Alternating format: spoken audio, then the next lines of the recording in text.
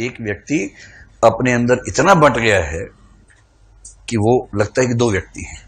वो है एक ही व्यक्ति, लेकिन लगता है कि दो व्यक्ति हो गए हैं। और स्प्लिट पर्सनैलिटीज की फिल्में आपने देखी होंगी, जैसे वो दक्षिण भारत की फिल्म अपरिचित तो देखी ही होगी, वो स्प्लिट पर्सनैलिटी की फिल्म है। एक ही व्यक्ति, उसको पता ही नहीं चलता कब कैसा हो जाता है, और दो व्यक्तित्व तो उसके जीवन में चल रहे हैं। ऐसा तब होता है। बहरहाल, अगर ईड बहुत ताकतवर है तो सुपर ईगो को वो ओवर पावर कर लेगा, सुपर ईगो की चलने ही नहीं देगा। ऐसे लोग जंगली खूंखार टाइप के होते हैं। इनका ईड इतना ताकतवर है कि सुपर ईगो काम ही नहीं करता है। इनको शाम को शराब पीनी है, मान लीजिए पीनी है तो पीनी है, पैसे नहीं है तो 16 साल के बच्चे ने मां से कहा कि मां मुझे पैसे दो, मुझे शराब पीनी है। मां ने शराब के पैसे देने के बजाय ज्ञान देना ठीक समझा। मां ने कहा बेटा ठीक बात नहीं है, तुम बड़े हो रहे हो। और इतने में वो कैसे चाकू लाया, मां के पेट में चाकू घूम दिया। ये 3 दिन पहले की खबर है। एक 15-16 साल के बच्चे ने अपनी मां की हत्या कर दी पैसों के लिए। सिर्फ इतना मामला है कि उसका ईड इतना हावी है कि सुपर ईगो कंट्रोल नहीं कर पाता उसको, या सुपर ईगो इतना कमजोर है कि ईड को कंट्रोल करने में समर्थ हो नहीं पाया। तो जितने हत्यारे, डाकू, रेपिस्ट हैं, मनोविज्ञान के हिसाब से वो बहुत तीव्र ईड और बहुत कमजोर सुपर ईगो के स्वामी हैं। समझ में आ रही है बात? उसके रिवर्स में है महात्मा टाइप के लोग। हालांकि महात्मा टाइप के लोग आजकल जेल ज्यादा जा रहे हैं, तो मैं उनकी बात नहीं कर रहा हूं। जो सच्चे संत महात्मा उनकी बात कर रहा हूं। और उसके लिए आपको न दाढ़ी बढ़ाने की जरूरत है, न भगवा वस्त्र पहनने की जरूरत है। आप साधारण कपड़ों में सूट बूट पहन के भी संत हो सकते हैं, और दाढ़ी और चोगे के बाद भी डाकू हो सकते हैं। तो कपड़ों से तो मत ही तय किया कीजिए कौन कैसा है। तो जो व्यक्ति बहुत कायदे का है ना, उसकी सुपर ईगो बहुत स्ट्रांग होती है। ईड नहीं है ऐसा नहीं होता है, उसके अंदर भी उतनी ही इच्छाएं जोर मारती हैं। इच्छाएं प्रायः सभी व्यक्तियों के अंदर लगभग बराबर जोर मारती हैं, थोड़े बहुत अंतर के साथ। हाँ, कौन सी इच्छा अलग बात है। जैसे एक सिगरेट नहीं पीने वाले व्यक्ति को सिगरेट की इच्छा जोर नहीं मारेगी, उसने कभी स्मोक किया ही नहीं, उसका मन ही नहीं करता। शराब की इच्छा, जो शराब नहीं पीता, उसको जोर नहीं मारेगी, उसे फर्क ही नहीं पड़ता उन सब बातों से। लेकिन जो प्राकृतिक इच्छाएं हैं वो तो जोर मारेंगी मारेंगी। प्रेम की इच्छा जोर मार सकती है, दोस्ती की इच्छा जोर मार सकती है, सुरक्षा की इच्छा कि मेरा घर सुरक्षित हो, मेरा परिवार सुरक्षित हो, ये इच्छा सबको जोर मारती है।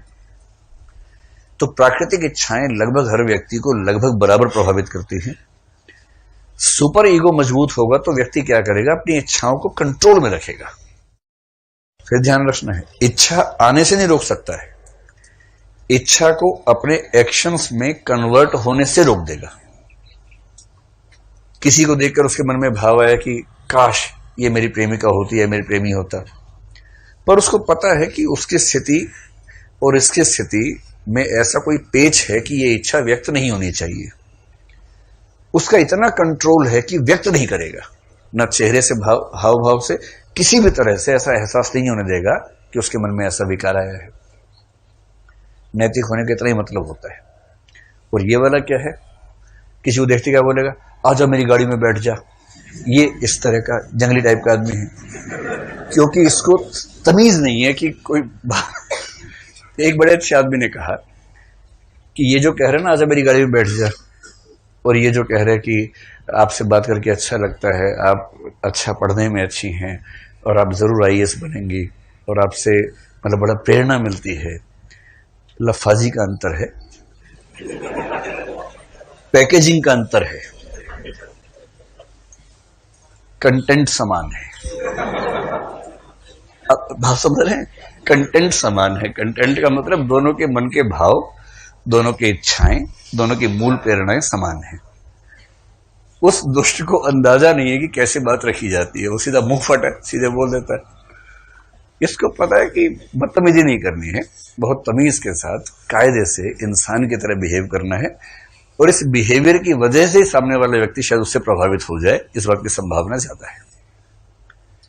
तो अलग अलग व्यक्तियों के अंदर ईड और सुपर ईगो जिस बिंदु पर मैच करता है, इक्विलिब्रियम जिसको बोलते हैं।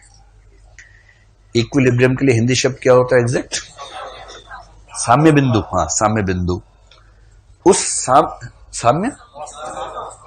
साम्यावस्था, हाँ वो भी ठीक है, साम्य बिंदु ज्यादा अच्छा लग रहा है मुझे तो, इक्विलिब्रियम एक पॉइंट होता है ना, दरअसल इक्विलिब्रियम पॉइंट को आप कह सकते हैं ईगो।